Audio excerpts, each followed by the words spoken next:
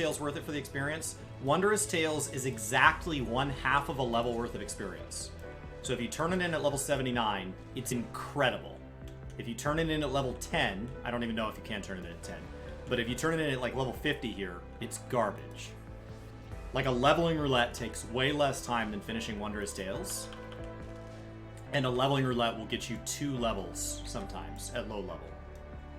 It'll almost guaranteed get you 1 level up until you're very high level.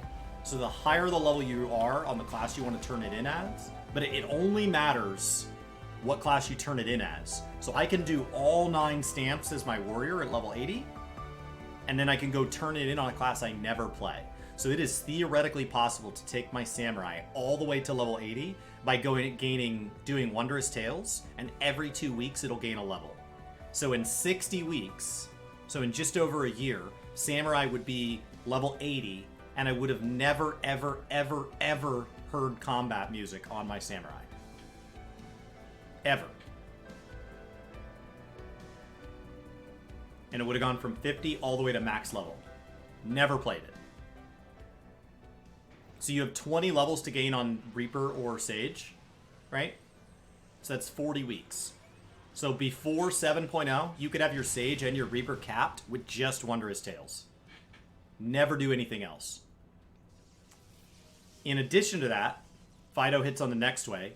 PvP grants leveling roulette and MSQ roulette levels of experience, and the experience from your PvP roulette goes on the job you queue in as. So you queue in as the job you want to level, let's say Reaper and Sage, and then you switch to another job. So you'll notice that when I PvP, I always play White Mage.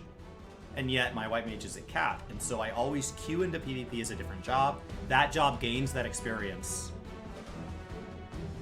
Now, in addition to that, if you're willing to do Beast Tribes, if you're willing to do Leveling Roulette, which is most likely going to sink you down,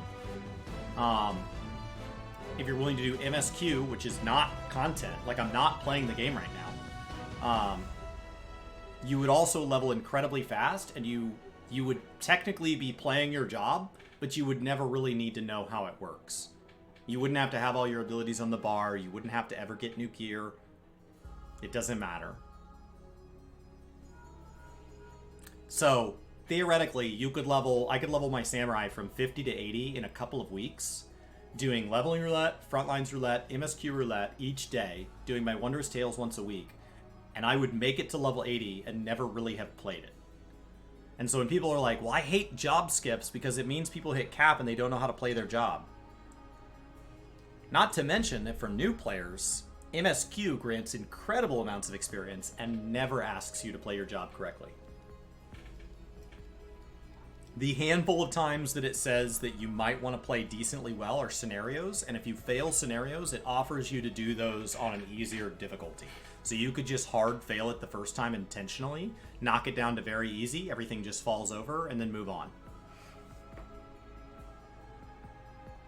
So that's why I'm not anti-job skip, because we already offer ways.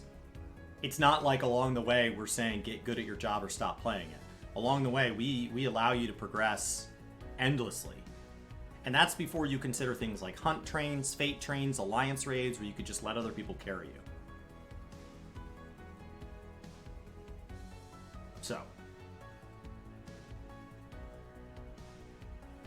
if you want to buy a job skip, buy a job skip.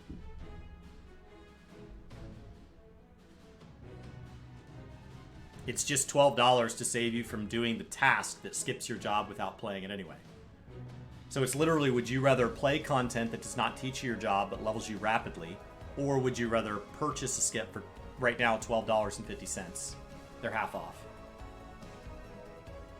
If you're not having fun with all these roulettes, then just buy the skip. And I don't know why it hurts us. We end up with a player that doesn't know how to play their job in both cases, and this way, Square Enix, the company that develops our game, gets a little more money. Sounds like a win.